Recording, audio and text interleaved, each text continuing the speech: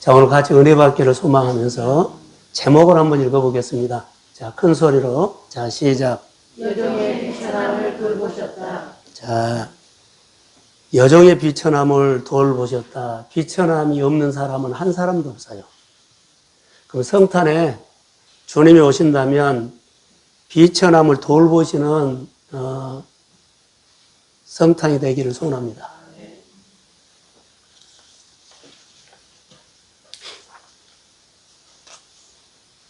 자, 요즘 여러분 한번 생각해 보십시오.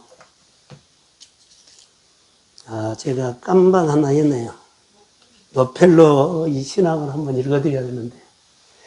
요즘 이거 설교보다 더 중요하기 때문에, 자, 꼭 들으십시오. 자, 아멘. 자, 노펠로, 어머니가 노펠로에게 신앙 지침서를 주셨는데, 여러분의 마음에 새겨지기를 소원합니다. 하나님을 친아버지로 섬겨라. 목사님을 사랑하라. 주일 예배는 본교에서 드려라. 오른쪽 주머니는 항상 11조 주머니로 하라. 아무도 원수를 만들지 말라. 아침에 목표를 세우고 기도하라. 잠자리에 들기 전 하루를 반성하고 기도하라. 아침에 꼭 하나님의 말씀을 읽어라. 남을 도울 수 있으면 힘껏 도우라. 예배 시간에는 항상 앞에 앉으라. 자, 어디 갔어요? 자, 아멘. 아멘. 예, 나는 아무도 없는 줄 알았네. 예. 설교를 준비하면서 금년에 이제 2번만 하면은 설교는 금년 52주까지 하겠구나라고 생각이 들으면서 한쪽으로 마음이 무거운 것이 하나 있어요.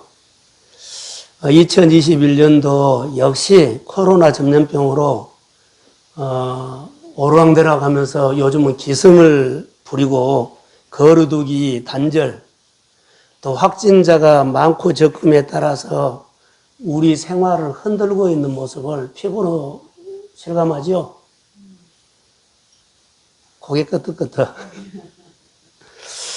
자, 그런데 우리는 어떤 환경이 우리 신앙을 흔든다 할지라도 그 고통, 그 어려운 환경 속에서도 흔들리지 마시고 그 환경에서 하나님을 배우십시오. 아멘.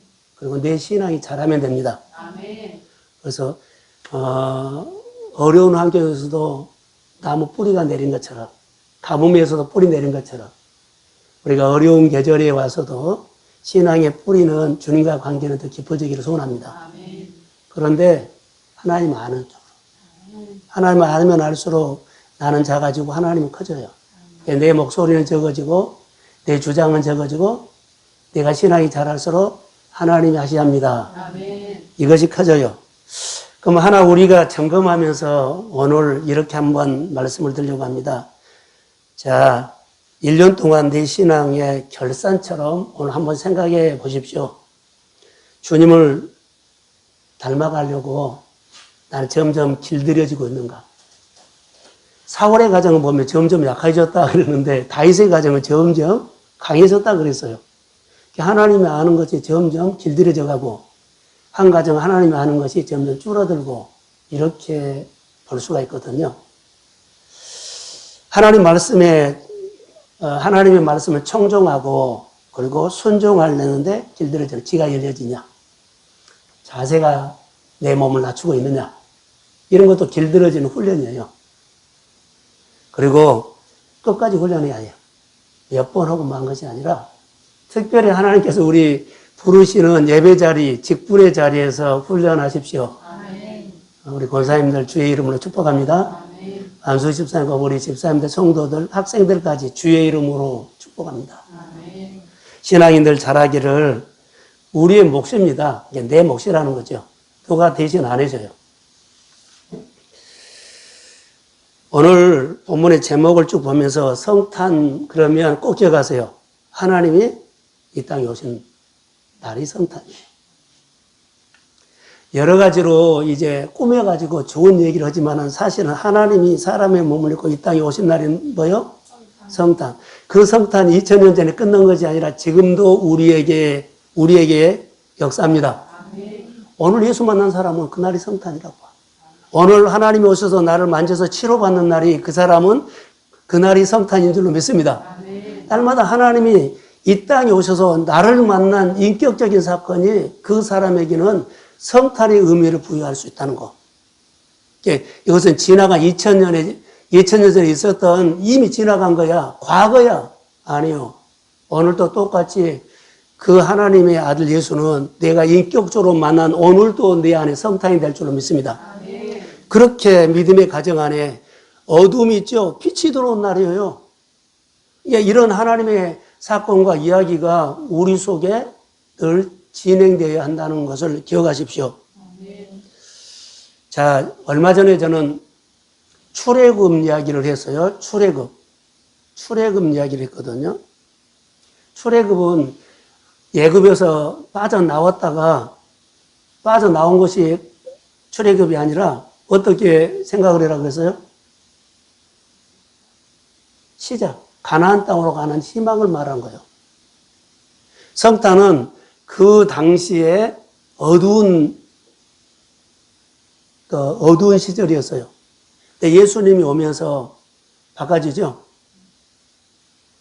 어떻게 바꿔져요? 서기로 바꿔져요. 단계가 서기로.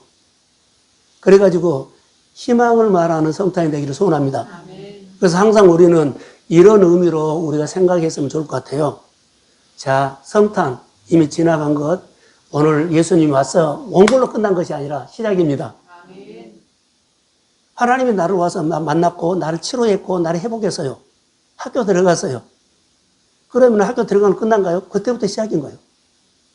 그래서 우리 마음에 희망으로 맞이하는 성탄이 되기를 소원합니다. 아멘. 꼭 내 가정 안에 우리 형제들에게 주님이 오셔서 지금까지 한 평이었다면 두 평, 세 평, 한 가정이었다면 두 가정, 세 가정 늘 성탄의 기쁜 소식이 점점 퍼져가기를 소원합니다. 아멘. 이런 의미로 자, 성탄이 그러죠. 출애굽도 그러죠. 그러면 또 하나 말할까요? 오늘이 며칠이요?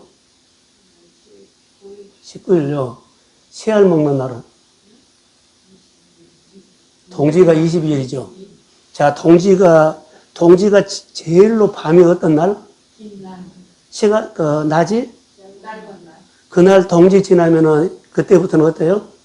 완전히 밤이 짧아지고 낮이 길어지기 시작이에요. 이렇게 의미를 두고 설명을 해도 되겠다 생각해서 동지를 생각해도요. 밤이 가장 긴 날.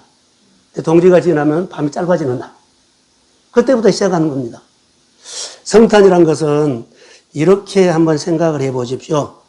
자, 이 땅에 모든 어둠이 다 물리치고 참 빛이 되신 예수님이 이 땅에 오신 날이 성탄임을 믿습니다. 아멘. 그래서 오늘 성탄 주일인데 이제 성탄절 기다리고 있습니다. 자, 여러분, 이런 의미로 저는 생각을 해 봤는데요. 성탄, 예수님이 이 땅에 오시는 날, 왜 오셨을까요? 예수님이 이 땅에 오셨어요. 저는 딱 한 가지 생각난 것이 있어요. 우리를 위해서 십자가에 죽기 위해서 탄생하셨다. 이렇게도 십자가 사건 끌고 가다. 예수님이 이 땅에 우리를 위해서 오셨는데, 왜 오셨느냐? 우리 죄를 위해서 십자가에 죽기 위해서 탄생하셨어요. 그래서 큰 의미로 해석하면, 아, 이것이 성탄이구나.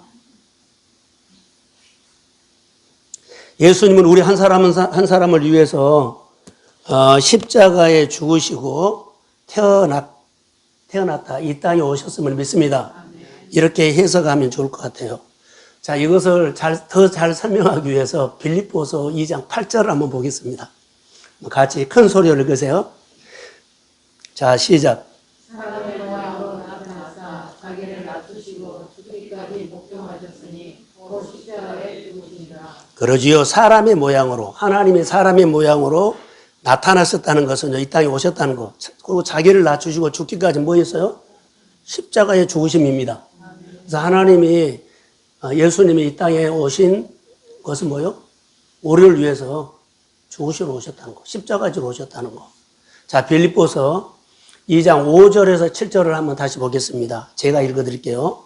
너희 안에 이 마음을 품으라. 곧 그리스도 예수의 마음이니 그는 근본 하나님의 본체시나 하나님과 동등됨을 취할 것으로 여기지 아니하시고 오히려 자기를 비워 종의 형체를 가지사 사람들과 같이 되셨고 하나님인데 사람처럼 똑같이 우리가 똑같은 사람 그리고 종의 형체를 가지사 사람들과 같이 우리가 아프면 주님도 아프고 우리가 배고프면 우리가 피곤하면 주님도 똑같아요. 자, 여러분 하나님의 아들 예수님이 하나님인데 사람으로 오셨다는 거. 이것을 기억하십시오. 그러면 성경에서 여기 자기를 낮추시고라는 단어가 나오죠. 자기를 낮추시고 자기를 낮추신다는 말은요. 단순히 예수님이 겸손하다고 하는 이야기는 아닙니다. 겸손 아닙니다. 기억하십시오. 히브리어의 뜻을 보면 비천한 자리에 내려오셨다 이렇게 해요. 오늘 성경에 비천함이 나오는데 성경을 억지로 맞추려고 한 것이 아니라 예수님은 낮추시고 오셨다는 것은 비천함이라는 거. 그래서 한번 여러분 생각해 보십시오. 창조주거든요. 우주를 움직이시고 다스리신 그 하나님께서 자, 모든 영광을 받으셔야 돼요. 창조하고 너무 좋았다. 창조하시고 보기에 너무 좋았다. 영광을 받으셨어요. 다스렸어요. 통치하셨어요. 그런데 그 모든 영광을 다 포기하시고 이 땅에 오셨다는 겁니다. 어디에 오셨어요? 비천한 자리에 내려오셨다는 거. 그러면 자기 스스로 비천한 자리에 내려오신 것 희생이죠. 십자가의 죽으심이에요. 그래서 우리가 성탄 그러면 영광을 포기하고 비천한 자리에 가서 희생하며 예수를 닮은 삶이 되기를 주의 이름으로 소원합니다. 이게 복음이에요. 신앙생활 어떻게 할까요? 하나님 아버지의 마음으로 불쌍히 여기는 마음으로 비천한 자리에 내려오신 예수님의 삶을 닮아 사는 거예요. 이게 이제 우리 가운데 중요하거든요. 나도 예수님처럼 비천한 자리에 여러분 비천한 자리에 섬기는 자리에 내려가야 한다는 거예요. 비천한 자리에. 자, 여러분 보세요. 요즘은 보면 궁율로 아버지를 표현해야 돼요. 예수님을 표현하는 궁율로 해서 예수님 표현돼요. 하나님 아버지의 불쌍히 여기는 궁율로 해야만 내 생활 속에서 누구를 표현돼요? 예수님 표현돼. 근데 궁율이 없으면 아무리 우리가 노력을 해도 어때요? 내 생활을 통해서 궁율을 표현 안 된다면 예수님을 표현할 수가 없어요. 예수님을 닮아갈 수 없다는 거예요. 그러니까 우리는 궁율 없이 그냥 신앙생활을 하죠. 그러면 어때요? 못 닮아가. 표현할 수가 없어. 내 마음에 예수님의 궁율, 불쌍히 여기는 마음으로 섬길 때 내 삶을 통해서 하나님을 표현할 수 있어요. 우리가 신앙생활 할 때 이거 잘 기억하셔야 돼요. 교회 봉사 많이 하고 신앙생활 속에서 잘하죠? 그러나 궁율이 없으면 안 돼. 근데 이것 없이 다 해. 그러니까는 이 땅에 누구를 표현할 사람이 없어요? 주님을 표현하는 사람이 없어요.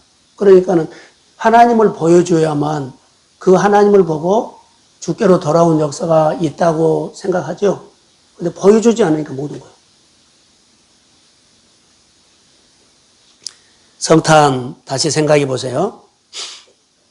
하나님이 이 땅에 오신 사건인데 하나님은 인격적인 분이에요. 이제 인격으로 내 마음에 오시는 날이 실제적인 성탄이에요. 떡 준 것처럼 받아 먹으라는 거 아니에요. 인격으로 오셨어요. 인격으로 내 마음에 오신 분을 마음에 영접하는 날이 뭐예요? 성탄. 저는 이렇게 생각을 합니다.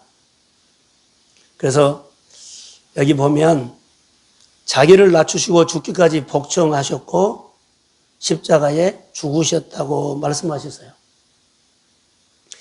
십자가는 예수님이 우리를 위해서 비천하게 되신 가장 절정이에요.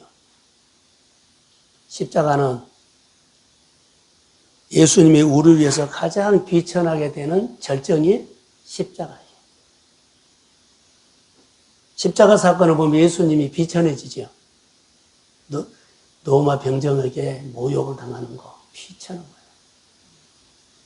옷을 벗기고 십자가에 매달린 거, 비천한 거예요. 십자가를 질고 골고다에 올라가는데 사람들이 죄 지었다고 욕하고 돌멩이 던지고 하는 것, 비천함이에요.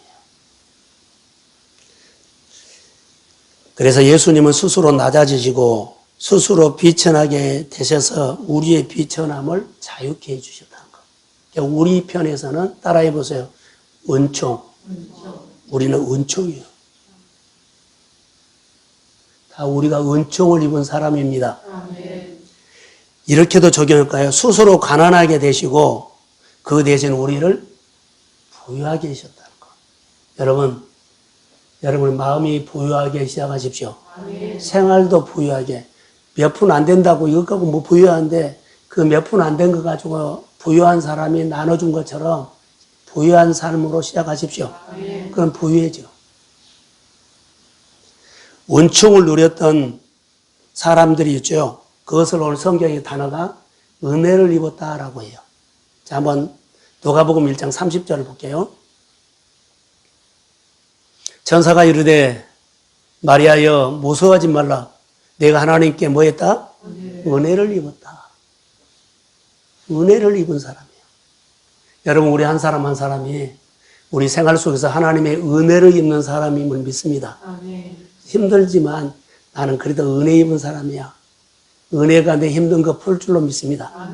내 아프고 고통스러운 것들도 은혜를 입는 사람입니다. 내 안에 은혜와 함께 오신 주님이 내 아프고 고통스러운 것들을 풀지어다. 이렇게 믿고 기도하면 돼요. 여러분, 성경은 이런 얘기예요. 은총. 자, 오늘 본문으로 다시 가겠습니다. 자, 본문으로 가면 46절에 마리아가 이르되 내 영혼이 주를 찬양하며 내 마음이 하나님 내 구주를 기뻐하였음은 그의 여종의 비천함을 돌보셨음이라. 보라 이제 후로는 만세에 나를 복이 있다 일컬이로다 그랬어요. 마리아를 보면 복받은 사람이야 이렇게 말한 거예요. 사람들이 이제 지금부터 이후로 많은 사람들이 마리아를 생각하면 복받는 사람이야. 여러분 가정을 주변 사람들 이 가정은 어느 집사님이나 권사님 가정은 복받은 가정이야. 뭔가 있다는 거. 여러분 내가 복받는 사람입니다. 늘 은총 입은 사람입니다. 이렇게 나를 축복해야 한다는 거. 자, 설교를 준비하면서 마리아에게 복받은 사람이다. 제가 이렇게 설명을 해도 되는지 모르겠어요. 운동을 하면 감독들이 있어요. 야구나 배구를 보면, 대회 보면, 100억 이렇게 계약을 해가지고 5년 계약하고 막 운동선수들을 그렇게 계약을 하거든요. 80억, 40억. 그런데 이 사람이 이렇게 계약을 했지만 그 사람이 처음에 이렇게 훌륭한 선수를 데리고 오지 아니라 연습생으로 들어왔어. 연습생으로 들어와서 이렇게 다듬기 시작했더니 나중에 보석이 됐어. 굴러온 보석 덩어리가 된 거예요. 그래서 다른 감독들이 아무개 감독은 보기만 해.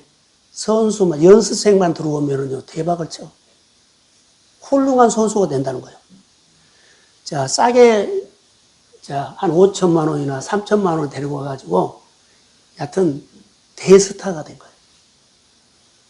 그러면 어때요? 돈 많이 주고 데리고 온 사람 아닌데, 그래서 주변 감독들이, 아무개 감독은 보기만 해. 연습생만 데리고 오면 훌륭한 선수가 돼. 여러분 가정 안에 서울대를 들어갔어요. 자녀들이.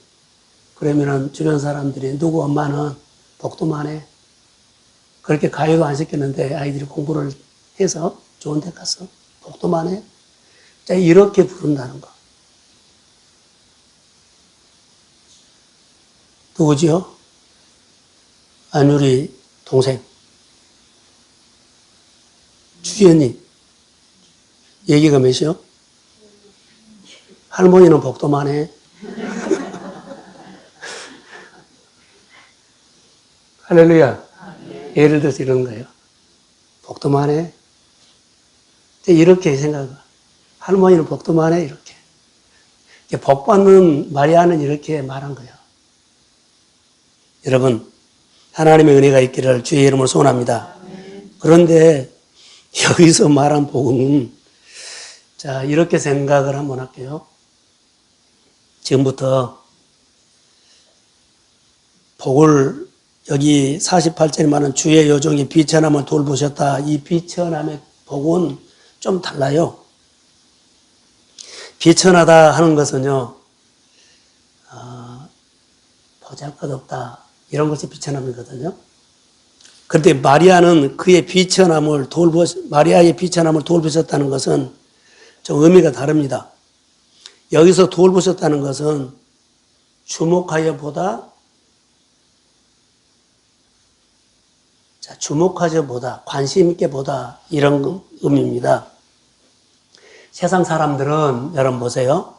비천한 것을 거들떠보지 않죠. 세상에서는 비천한 것 보면 거들떠보지 않아요. 주목하지 않아요. 세상 사람들은 화려하고 대단하고 가치가 있고 이런 것을 주목하죠. 세상에서는 누가 비천한 곳을 바라보겠습니까? 주목하지 않죠. 그런데 우리 주님은 비천함을 갖고 있는 사람을 주목하고 비천함을 갖고 있는 사람을 가까이 다가가서 보듬었다는 거예요. 우리 주님은 세상에서 비천함을 갖고 있는 사람을 가서 주목하고 그 사람이 가까이 가서 품어줬다는 거예요. 세상에서는요, 비천한 사람 쳐다보지도 않아요. 어떤 비천함을 갖고 계셨을까? 그런데 여기 성경에는 비천함이, 자, 비천함을 가진 사람 두 사람을 소개하려고 해요. 성경에는 비천함을 가진 사람 참 많아요. 사라도 비천함이었어요. 사라가 누구의 아내죠? 자, 100세가 되고 90세가 돼서 아기를 낳을 수 없는 몸이 됐죠. 그게 비천함이에요. 근데 하나님이 그 비천함을 돌보신 것처럼 아들을 낳게 해서 이삭을. 예를 들어서 이런 성경의 비천함, 혈루증 여인의 비천함이에요. 그 병을 누가 고쳤어요? 주님이요. 그렇게 만나주신 사건이 많다는 겁니다. 그래서 오늘 세례 요한의 어머니하고 마리아를 두 사람의 비천함을 한번 나누려고 해요. 자, 누가복음 1장 25절을 한번 보겠습니다.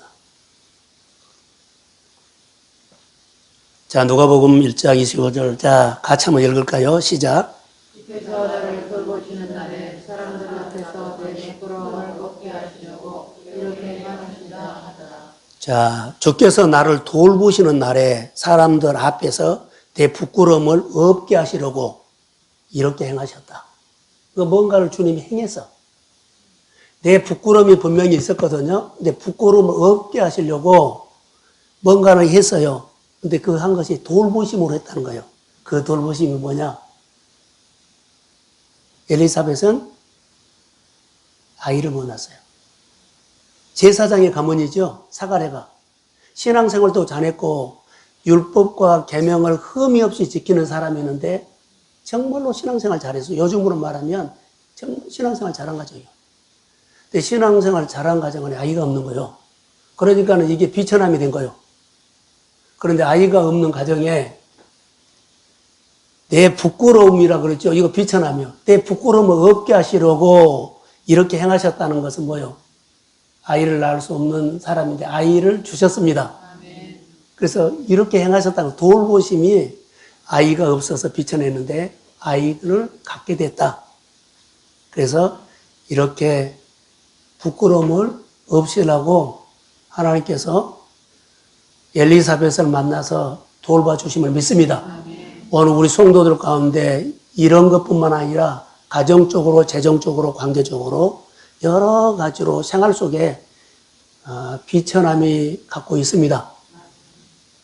아멘. 비천함이 너무 많아요.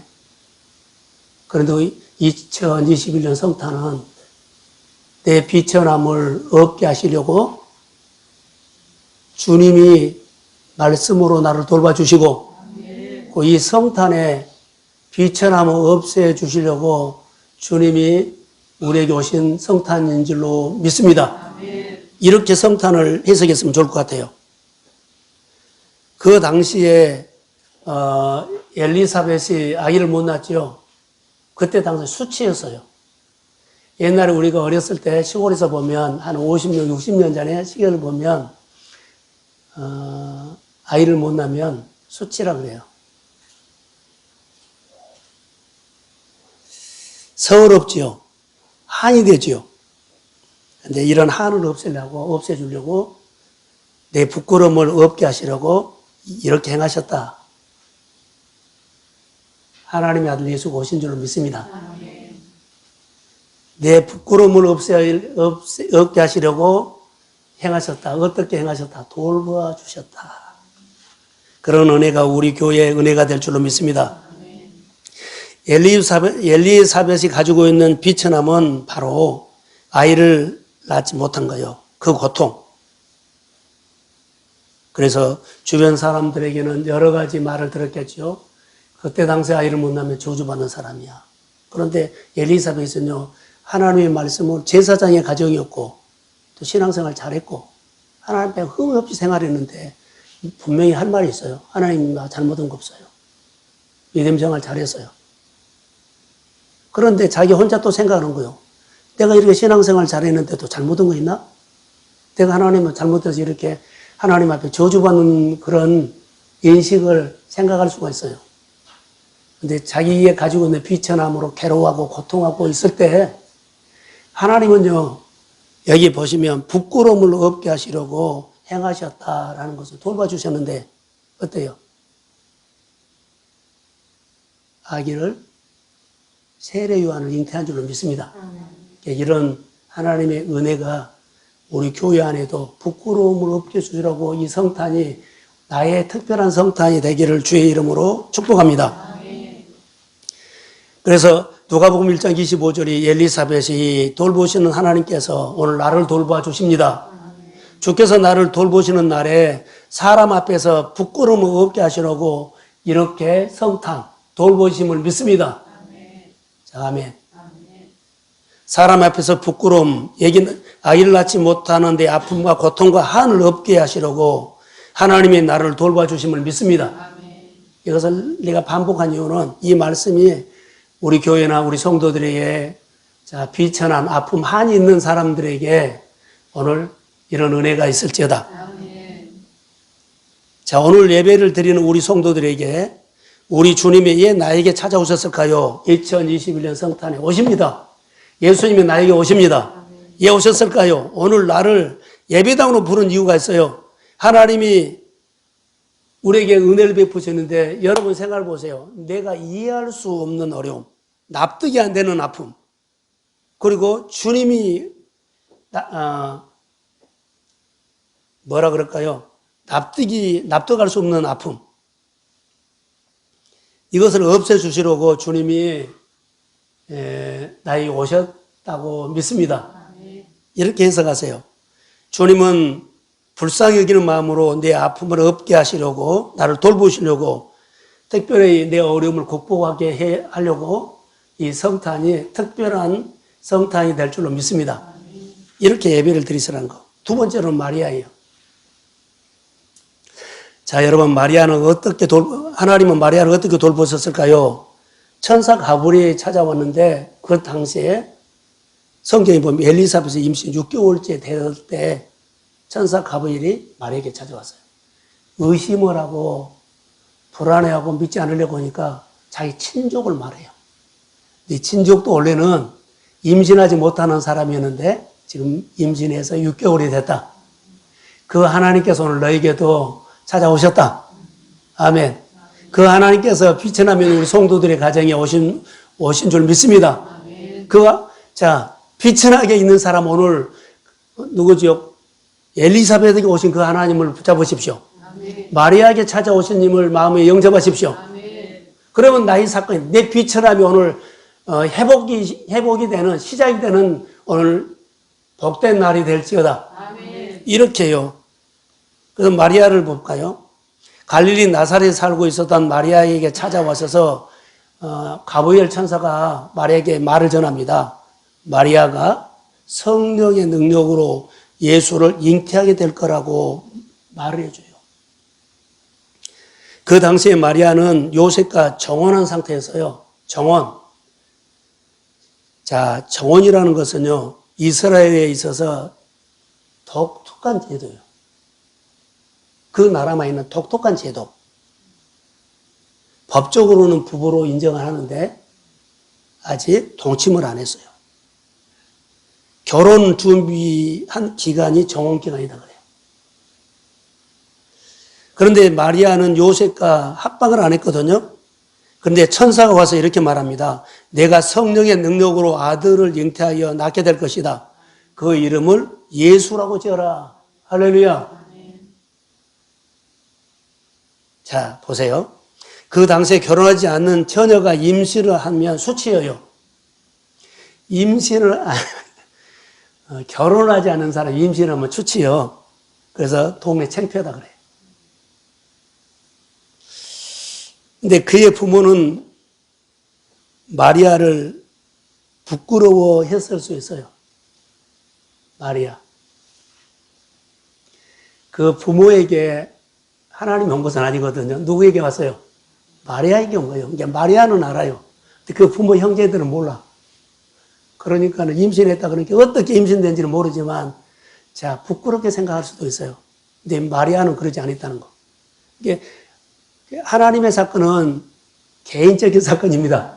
우리 권사님들이 개인적으로 인격적으로 주님을 체험하십시오. 믿음의 가정에 인격적으로 체험하십시오. 믿음의 사업장에 인격적으로 주님을 체험하십시오. 똑같아.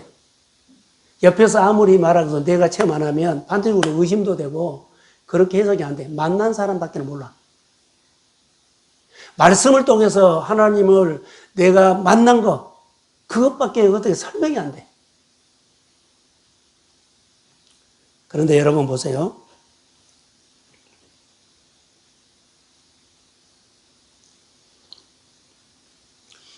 누가복음 1장 30절에 천사가 이르되 마리아야 무서워하지 말라. 내가 하나님께 은혜를 입었다라고 읽었죠. 천사 가브리엘이 마리아에게 은혜를 입는 자라고 말하고 있어요. 그러면서 엘리사벳에게도 이야기하죠. 엘리사벳이 아기를 낳지 못했는데 지금 아기를 갖는 지 6개월이 됐다. 그럼 엘리사벳도 그게 뭐라고요? 하나님의 은혜를 입는 사람이라고. 여러분, 은혜를 입는 사람입니다. 아멘. 오늘 예배 자리에 나오고 비대면 예배나 현장 예배를 드리는 우리 모두는 하나님께 은혜를 입는 사람인 줄로 믿습니다. 아멘. 은혜가 임하면 은혜 속에서 치유와 회복이 함께 일어날 줄로 믿습니다. 아멘. 하나님, 은혜로 나를 풀어주세요. 아멘. 은혜로 나를 열어주세요. 아멘. 은혜로 누구는 임신을 못했는데 임신하게 하시는 그 사건, 내가 하나님 은혜로 내 몸에 치유가 시작될지어다. 은혜로 내 생활 속에 복이 열릴지어다. 아멘. 그렇게 나를 축복하는 거예요. 자, 우리 모두가 은혜를 입는 사람입니다. 아멘. 따라 입어서 나는 은혜 입는 자다. 그렇게 될 줄로 믿습니다. 아멘. 그렇게 오늘 말한 겁니다. 그런데 이 마리아는 정혼한 여자가 임신하게 되므로 자, 정혼을 했는데 결혼하지 않았는데 임신을 했어요. 그런데 임신을 어떻게든 성령의 능력으로 임신을 했다는 겁니다. 많은 사람들이 이제 오해해요. 결혼 안 했는데 임신했어. 근데 하나님은 성령으로 임신이 되게 해서 많은 사람들이 오해하고 모욕을 해요. 조롱을 하지요. 수치를 당할 수 있는 일이에요. 모욕을 당할 수 있는 일이에요. 창피하게 생각할 수 있는 일이에요. 그런데 성경은 이렇게 말합니다. 이것을 은혜라고 해요. 다른 사람들이 보면 수치를 당한 일이고 부끄럽게 할 일인데 성경은 이 성령으로 임신한, 결혼하지 않은 마리아가 임신한 것이 은혜라고 말하고 있는 거예요. 우리는 다른 사람들은 부끄러운 일이야, 창피한 일이야 이렇게 말할 수 있는데 은혜라는 거예요. 왜 그럴까요? 마리아는 하나님이 택했다는 거. 하나님이 마리아에게 오셨습니다. 은혜. 많은 사람들이 하나님이 나를 불렀다는 것은 은혜예요. 그런데 이 은혜가 너 앞으로 잘 될 것이다. 그러면 얼마나 좋겠어요. 그런데 잘 될 거라고 그 말씀대로 이루어지리라 이 말이 아니에요. 앞으로 너 잘 된다? 마리아가 말씀대로 이루어지리라 이렇게 말한 거 아니에요. 마리아에게 온 것은요, 내가 손해본 거예요. 임신했는데 욕도 얻어먹고 어리석다고도 하고 손해도 보고 이런 일인데 너 앞으로 손해본다? 내가 너에게 가서 너 손해본다? 너 아픔이 있다? 고통이 있다? 이렇게 해요. 엄청나게 힘들고 해요. 그런데 마리아가 받아준 거예요. 말씀대로 주님이 말한 대로 내게 이루어질지어다. 아멘. 손해봐도 아멘 해요? 근데 마리아는 아멘 했다는 거예요. 잘 될 거라고 아멘한 것이 아니라 여기서 말한 것은 손해보고 어려운 일을 네가 당하는데도 나는 아멘 했다. 하나님께서 나에게 택했고 나에게 이렇게 손해보는 일이 있어도 힘든 일이 있어도 내가 아멘 했습니다. 이것을 은혜를 입는 사, 고통보다도 더 크신 하나님의 은혜가 왔습니다. 아멘. 힘든 것보다도 더 크신 하나님이 나와 함께 하십니다. 아멘. 오셨다는 거. 인격으로 예수님 나는 힘들지만 고통스럽지만 주님이 내 안에 내 고통이 있고 힘든 것에 함께 싸워주심을 믿습니다. 아멘. 어려움을 함께 이길 수 있도록 하나님이 내 마음에 오신 것을 믿습니다. 아멘. 실제적으로 나는 어려워요. 근데 주님이 내게 오심을 믿습니다. 이렇게 아멘 하시라는 거. 이거 하나님의 사건이에요.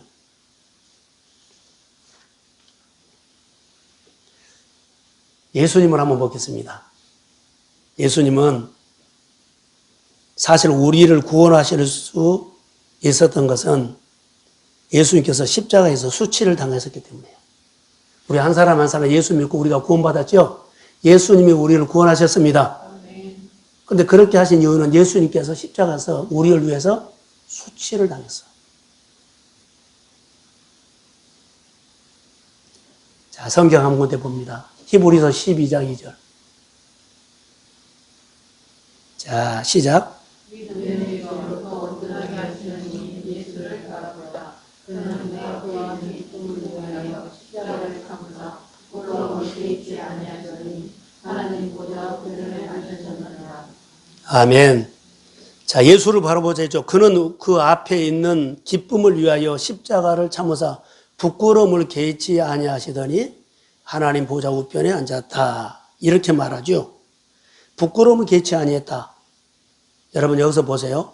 예수님이 십자가에서 모든 부끄러움을 감당했다는 거. 이 말이 무슨 말일까요? 예수님은 십자가에서 로마 군병에게 조롱을 당하셨습니다. 십자가는 극심한 고통뿐만 아니라 조롱의 장소입니다. 거룩하신 하나님의 아들이 로마 병정에게 수치를 당하고 조롱을 당할 이유가 하나도 없어요. 그런데 마리아처럼 내가 손해볼 줄 알고도 말씀이 내게 이루어지다 한 것처럼 내가 고통을 당하고 수치를 당하고 모욕을 당하면서도 아버지가 십자가에 지나가니까 아멘 한 거예요. 우리가 신앙생활 할 때 내가 교회를 하면 때로는 내 안에 부담스럽고 손해보는 일이 있어요. 그러나 힘든 일이거든요. 그러나 하나님 나를 통해서 교회 일이 하나님 앞에 영광이 된다면 아멘 하십시오. 아멘 하십시오. 아멘. 그러면 하나님 하셔. 예수님은 십자가에서 로마 군병들에게 조롱을 받았어요. 여러 가지 많이 있죠. 그 십자가에서 부끄러움을 감당하신 이유는 우리의 허물을, 우리가 허물이 있죠. 우리 부끄러움을 없애주려고. 우리에게 부끄러움이 있어요. 예수님이 부끄러움을 당할 때 내 부끄러움도 같이 십자가에 못 박아 죽은 줄로 믿습니다. 아멘. 내 질병, 아픔도 십자가에서 같이 아픔과 고통도 십자가에서 못 박아 죽으신 줄로 믿습니다. 그래서 내가 예수 생명으로 내 부끄러움을 제거하시기 위해서 주님이 내 부끄러움을 대신 지고 십자가에 죽으셨습니다. 이렇게 해석하면 돼요. 자, 그러면 바울도 이런 말을 했어요. 내가 복음을 부끄러워하지 아니하노니, 복음을 나는 부끄러워하지 아니한다. 복음은 성경에 보면 이렇게 나와요. 로마서에 복음은 유대인들에게는 꺼리끼는 것이다, 거치는 것이다, 이렇게 나와요. 그리고 헬라인에게는 어리석은 일이다. 근데 유대인들에게는, 아니, 구원받는 사람들에게는 능력이다 나와요. 여러분, 바울은 모든 부끄러움을 개의치 아니하고 어때요? 복음을 전했다.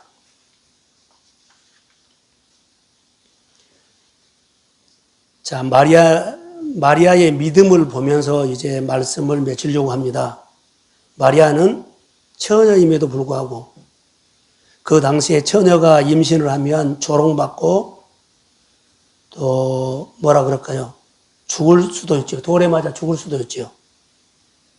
그런데 마리아는 어떻게 받아들였을까요? 자, 한번 성경을 보겠습니다. 누가복음 1장 38절.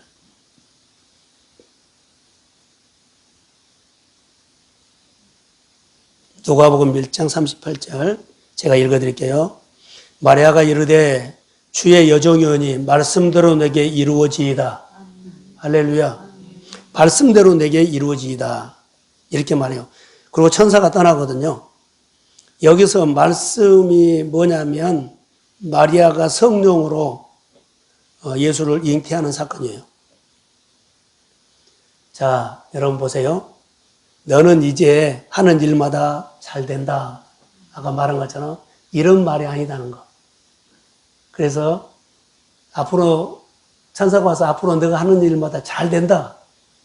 그럼 마리아가 말씀대로 이루어지다 이 말이 아니다는 거. 수치.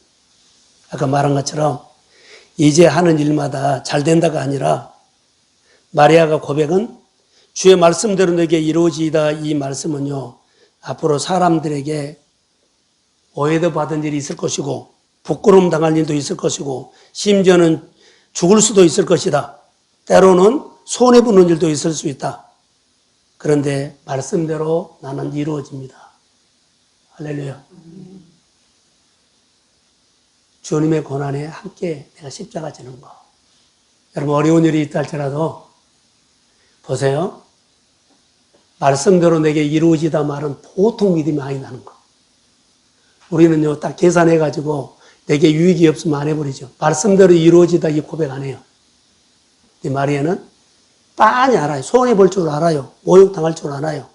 처녀가 아기를 가지면 모욕을 당하고 창피하게 하고 부끄러움을 당하고 돌멩이 맞아 죽을 수도 있고 그런데 그 빤하냐 하면서도 말씀대로 내게 이루어지이다. 이 고백은 믿음의 용기가 있어야만 해. 믿음의 용기는 뭐랄까요? 따라해보세요. 은혜를 입는 자. 은혜를 입는 자만 고백할 수 있어. 우리가 교회 안에서 은혜를 입어야만 하나님의 말씀대로 아멘하고 순종할 수 있습니다. 은혜를 입지 아니하면 다 계산돼. 은혜를 입어야만 된다는 것. 여기 보세요. 주의 여종이오니 나는 종입니다. 이 말이에요. 내가 주님 말씀 손해를 봐도 납득이 안 돼도 이해가 안 돼도 내가 해석이 안 돼도 주님의 말씀 내게 이루어지기를 원합니다. 이 말은요. 당연히 이루어져야 합니다. 이렇게 시원하게 말해. 내가 손해 보더라도 주의 말씀이면 내 생활을 통해서 당연히 이루어져야 합니다. 이 믿음의 고백을 한 것 같아요. 여러분, 마리아가 나의 여종 비천함을 주님 돌봐주십시오라고 했어요. 비천함이 무엇입니까? 나같이 연약한 자가, 나같이 부족한 자가 하나님의 아들, 거룩한 일에 아들이 임신하게 됐다는 것을 좀 감사합니다. 말씀대로 이루어지기다. 개인적인 손해보고 모욕당하고 부끄러운 일이 당하지만 하나님의 뜻을 이루어진 데는 내가 말씀대로 이루어집니다. 순종하는 거예요. 마리아의 순종이 복입니다.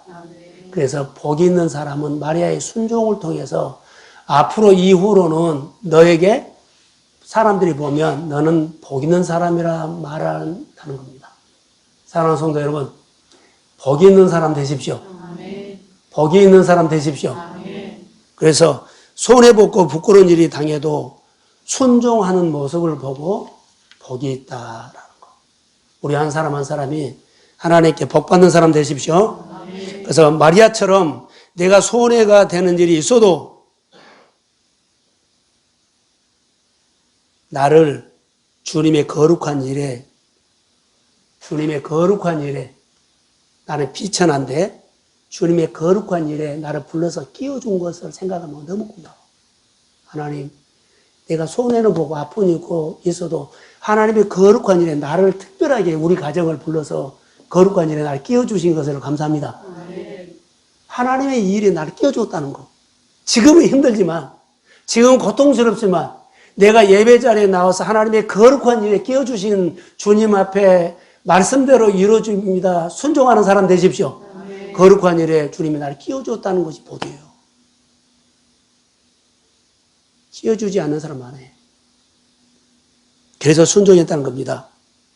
하나님의 말씀을 항상 내가 순종을 통해서 하나님이 내게 찾아오고 하나님의 뜻이 이루어지는 믿음의 사람 되시기를 주의 이름으로 축복합니다.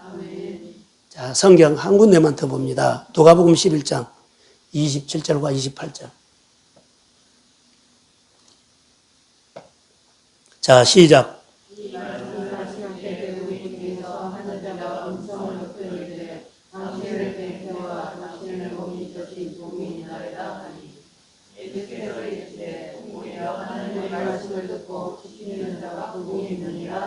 아멘. 27절 띄워주세요. 보세요. 자, 이 말씀하실 때에 무리 중에 한 여자가 음성을 높여 이르되 당신을 뵌 배와 당신을 먹인 젖이 복이 있다. 누구를 말한 거예요? 예? 마리아를 말한 거예요. 지금 사람들이 마리아를 말한 거예요. 28절. 마리아가 말해요. 예수님이 말해요. 예수께서 이르시되 오히려 하나님의 말씀을 듣고 지키는 자가 복이 있느니라. 아멘. 여러분, 하나님의 말씀을 듣고 지키는 자가 복이 있는 사람인 줄로 믿습니다. 아멘. 2021년 특별한 성탄, 우리가 무엇을 묵상할까요? 고별된 신앙으로 하나님의 메시지를 듣고 비천한 자리에, 나는 비천한 자지만 하나님의 거룩한 일에 나를 끼워주셔서 성탄에 한 자리를 차지해서 주님을 환영하시기를 주님의 이름으로 축복합니다. 아멘. 하나님 성탄에 나를 끼워주세요. 2021년 성탄에 꼭 나를 끼워주세요. 아멘. 그리고 내 비천함이 회복될지어다. 아멘. 내 비천함이 풀어질지어다. 아멘. 지금은 예수님이 성령으로 우리에게 오셨죠. 그래서 생명의 주로, 위로의 주로, 승리의 주로, 잘되는 주로 좋게 해석하시고, 여러분, 가장 비천한 나에게 여러분의 가정이 사실 영적 오지요. 영적 오지가 여러분의 생활이요. 선교사를 영적 오지에 보내서 파송해서 성탄의 메시지를 증가한 것처럼 하나님은 성령을 통해서 나 같은 자에게, 영적 오지에 있는 나 같은 자에게 말씀을, 성탄의 행사에, 사건에 나를 끼워서 영적 오지에 이 복음의 소식, 이 설교를 듣게 하시는 것을 믿습니다. 아멘. 하나님, 오늘 복 있는 날입니다. 아멘. 성탄은 끝난 것이 아니라 시작입니다. 아멘. 희망이 계속 여러분의 마음에서 불같이 성령으로 늘 하나님의 생각이 늘 함께 할지어다. 아멘. 임마누엘이 함께 할지어다. 아멘. 우리 동성교회의 성탄은 우리 비천한 우리를 오지 같은 나에게 성탄 메시지를 주셔서 하나님의 사건에 끼어서 성탄의 복을 받게 하심을 믿습니다. 축복합니다. 일어서십시오.